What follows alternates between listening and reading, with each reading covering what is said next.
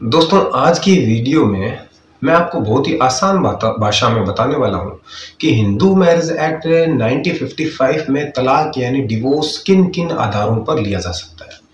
मैं हर पॉइंट के साथ एक छोटा सा उदाहरण भी दूंगा ताकि आपको बिल्कुल साफ साफ समझ में आए कि असल में कौन सी स्थिति में तलाक मिल सकता है। तो चलिए शुरू करते हैं। सबसे पहला आधार है व्यभिचार, जिसे अंग्रेजी में एडल्ट्री कहते हैं। इसका मतलब होता है कि पति या पत्नी विवाह के बाद किसी और के साथ शारीरिक संबंध बनाए। जैसे मान लीजिए राजेश की शादी सविता से हुई, लेकिन सविता अपने ऑफिस के एक सहकर्मी अरविंद के साथ रिलेशनशिप में है और उससे शारीरिक संबंध भी रखती है, तो ये एडल्ट्री है और इस स्थिति में राजेश तलाक ले सकता है। दूसरा आधार है क्रूरता यानी क्रुएल्टी। यह शारीरिक भी हो सकती है और मानसिक भी।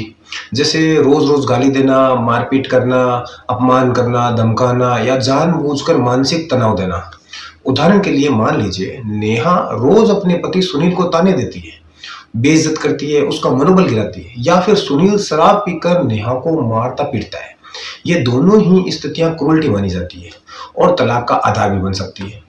तीसरा आधार है परित्याग, जिसे डेजर्शन कहा जाता है। इसका मतलब है कि जीवन साथी बिना किसी उचित वजह के आपका साथ छोड़ दे और लगातार 2 साल तक वापस न आए। जैसे पूजा नाराज होकर अपने मायके चली गई और 2 साल तक उसने अपने पति रोहित से कोई संपर्क नहीं किया, ना फोन, ना संदेश, ना लौट कर आई। यह डेजर्शन है और रोहित तलाक ले सकता है। चौथा आधार है धर्म परिवर्तन यानी कन्वर्जन। अगर पति या पत्नी अपना धर्म बदले और अब वह हिंदू ना रहे, तो दूसरा साथी तलाक ले सकता है। जैसे अजय और रीना दोनों हिंदू थे, लेकिन शादी के बाद अजय ने धर्म बदलकर किसी और धर्म को अपना लिया। अब रीना डिवोर्स ले सकती है। पांचवा आधार है मानसिक विकार यानी मेंटल डिसऑर्डर। अगर किसी साथी यानी जीवन साथी को इतनी गंभीर मानसिक बीमारी हो कि उसके साथ रहना ही मुश्किल हो जाए, तो तलाक संभव है। उदाहरण के तौर पर विक्रम को गंभीर स्किज़ोफ्रेनिया है और उसकी बीमारी के कारण वह पत्नी कविता को नुकसान पहुंचा सकता है या उसके साथ सामान्य जीवन बिताना संभव ही नहीं है। इस स्थिति में कविता तलाक ले सकती है। छठा आधार है संक्रामक यौन रोग। अगर पति या पत्नी को ऐसा यौन रोग हो जो दूसरे को लग सकता हो, जैसे HIV या सिफिलिस है, तो यह भी तलाक का आधार है। उदाहरण के लिए सुरेश को एक गंभीर STD है और यह पत्नी दीपिका तक फैल सकता है। ऐसे में दीपिका तलाक ले सकती है। सातवां आधार है संन्यास लेना। अगर जीवन साथी दुनिया छोड़कर सन्यासी बन जाए, घर परिवार छोड़ दे, तो दूसरा साथी तलाक ले सकता है। जैसे मनीष अचानक संन्यास ले लेता है, केसर या वस्त्र पहनकर घर छोड़ देता है और वापस नहीं आता। अब उसकी पत्नी संध्या तलाक ले सकती है। आठवां आधार है 7 साल तक कोई खबर ना मिलना, जिसे कानून में प्रेज्यूम्ड डेड कहा जाता है। अगर कोई साथी 7 साल तक लापता हो और उसकी कोई जानकारी ना मिले, तो उसे मृत माना जाता है और दूसरा साथी तलाक ले सकता है।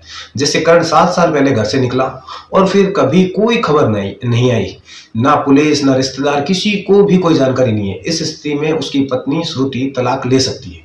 अब बात करते हैं उन आधारों की जो महिलाओं को विशेष रूप से दिए गए, यानी वाइफ स्पेसिफिक ग्राउंड्स। पहला है पति की दूसरी शादी यानी बिगमी। अगर पति की पहले से एक पत्नी थी जो भी जिंदा है और वह बिना तलाक लिए दूसरी शादी कर लेता है, तो दूसरी पत्नी डिवोर्स फाइल कर सकती है। जैसे मोहन की पहली पत्नी किरण अभी भी जिंदा है, लेकिन मोहन ने बिना तलाक लिए दूसरी शादी अंजलि से कर ली। अब अंजलि तलाक ले सकती है। अगला आधार है पति द्वारा अप्राकृतिक यौन संबंध यानी कुकर्म करना, गुदा मैथुन करना। अगर पति पत्नी की इच्छा के खिलाफ जबरदस्ती अप्राकृतिक संबंध बनाता है या कोई भी अनैतिक यौन कृत्य करता है, तो पत्नी तलाक ले सकती है। जैसे राकेश अपनी पत्नी मीरा पर उसकी इच्छा के खिलाफ जबरदस्ती अप्राकृतिक तरीके से संबंध बनाता है, तो मीरा तलाक ले सकती है। और अंत में एक आधार ये भी है कि अगर कोर्ट ने मेंटेनेंस का ऑर्डर दे दिया और उसके बाद भी पति पत्नी के साथ रहने से इनकार कर दे और मेंटेनेंस भी ना दे, तो पत्नी डिवोर्स ले सकती है। जैसे कोर्ट ने आदेश दिया कि अभिषेक को जया को खर्च देना हो और उसे घर में रहने देना होगा, लेकिन अभिषेक उसे घर में आने भी नहीं देता। ऐसे में जया तलाक ले सकती है। तो दोस्तों, ये थे हिंदू मैरिज एक्ट 1955 के अंतर्गत तलाक के सभी महत्वपूर्ण आधार। मैंने कोशिश की है कि आपको हर पॉइंट उदाहरण के साथ इस तरह से समझाऊं कि कोई भी व्यक्ति इसे आसानी से समझ सके। दोस्तों, अगर आप इस संबंध में कुछ भी पूछना चाहते हैं तो कमेंट में बताएं, और अगर वीडियो अच्छा लगा हो तो लाइक करें, शेयर करें और चैनल को सब्सक्राइब जरूर करें, क्योंकि लीगल हिंदी के साथ कानून को समझना बहुत ही आसान है।